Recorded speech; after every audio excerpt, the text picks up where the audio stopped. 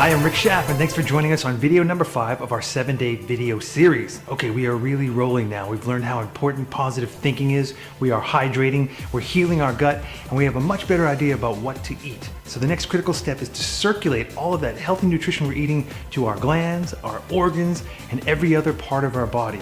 And the best way to make that happen is to start moving.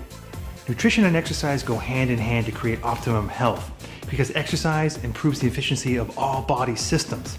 When we exercise, blood is forced toward the surface of our skin where it nourishes and heals. That's why our face turns red when we train. Listen, bringing blood to the surface of your skin will create healthier looking skin. And believe me, it's much more effective solution than any face lotion you could ever buy. When blood circulation is bad and blood flow is restricted, areas that don't get enough blood can actually die. And they may even need to be surgically removed. While this is extreme, it illustrates how critical good circulation really is.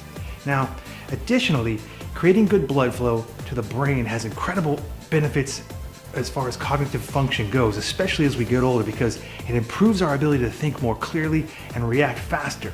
In her book, The Developing Person, Kathleen Berger explains how increased blood flow to the brain actually helps with the uptake of neurotransmitters and the acceleration of dendrite production, man. That is something to consider in an age where dementia and Alzheimer's is advancing at such a rapid pace.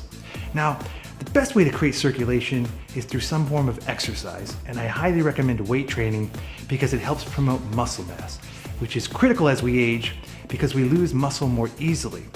Breaking down muscle forces our cells to make more proteins, and this has a dramatic effect on our metabolism. It actually boosts it by almost 30% more.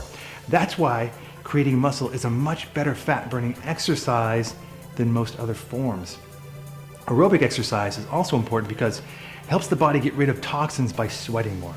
Now, the other side effects of exercising aren't too shabby either.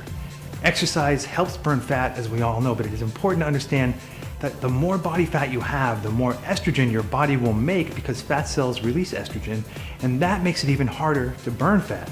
Unfortunately, fat cells also release a small amount of inflammatory chemicals, and they contribute to stress as well. And that also works against us and encourages the body to store more fat. So you can see we're kind of getting behind the 8 ball the more fat we have. Additionally, we know that some cancerous cells need estrogen in order to multiply rapidly. And that said, if you keep your fat lower, you're gonna have less risk of developing certain kinds of cancers. But the hits keep coming, man. The toxins we take into our body on a daily basis, so we don't get rid of them, they like to store themselves in our fat as well. And they're just doing that to protect us. Oftentimes, this is a problem when we try to lose weight because our body can get very stubborn and not want to release the fat because it's trying, again, to protect ourselves from releasing dangerous toxins into our bloodstream. So as you can see, the more fat you put on, the harder it becomes to get it off, and the more detrimental to your health it becomes.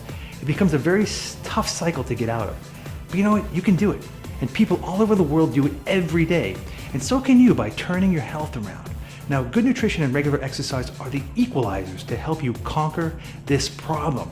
All right, let's look at some of the ways exercise equalizes these problems. Regular exercise strengthens your heart muscles, which allows you to pump more blood with each beat. That means more blood gets pumped through your lungs where it is enriched with oxygen, and oxygen-rich blood is then pumped throughout your system.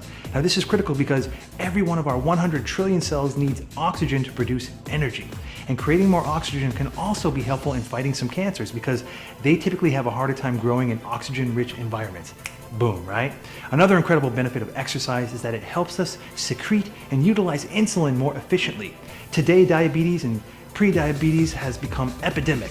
That said, stabilizing insulin levels has become a crucial issue to tackle. And once again, good nutrition and regular exercise are the best equalizers available to tackle that issue. Insulin also has a balancing effect on our hormones, and that helps keep all of them running in sync. Exercising also releases endorphins, which are morphine-like compounds that act as natural antidepressants. Runners refer to it as a runner's high. These helpful chemicals released on a regular basis will add to your feelings of well-being, and they may even be helpful in fighting some depression. Now, if for some reason you have decreased mobility, like an injury, you can get more oxygen circulating through your body by incorporating things like daily breathing exercises designed for this purpose, through Ayurvedic breathing and some yoga techniques as well. But you could also spend time in a hyperbaric chamber, which uses increased air pressure to saturate the body with oxygen. Another effective way to stimulate circulation if you are immobile is to use hot and cold water therapy. Cold water on the skin stimulates your blood to move to the core, while hot water draws it back to the surface area. This back and forth shuttling motion of blood increases circulation in a very powerful and healing way. Hot and cold water therapy can easily be incorporated into your daily routine when showering. You just simply turn on the hot water as hot as it can be for 3 to 4 minutes, get the body hot, and then alternate to cold water as cold as you can make it for 1 to 2 minutes, and do about 5 rounds of this, and this will shuttle the blood back and forth. Another method that renowned natural healer Dr. Scholl's recommends is to consume habanero and cayenne peppers. Boom, for real. Like, he says it's the only herb I know that will make your face red with blood when you eat it. Yeah, I think we've all been there at least once, and it does work. Okay, so now we know that by increasing our circulation, we will improve our health in just about every way possible, and it will help us feel better. It'll give us more energy, it'll make us sexier, and will help us live longer.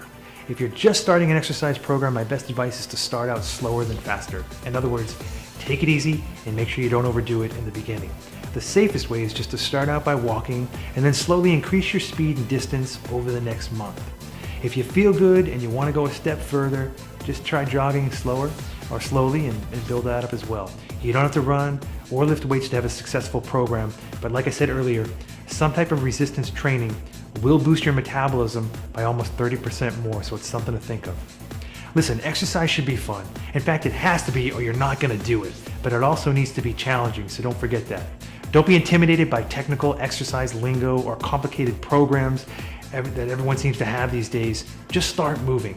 Play some basketball, go play tennis, ride a bike, try some yoga, go hiking, or learn to kayak. Just pick something you'd like to do and do it. Just like Nike says, just do it, right?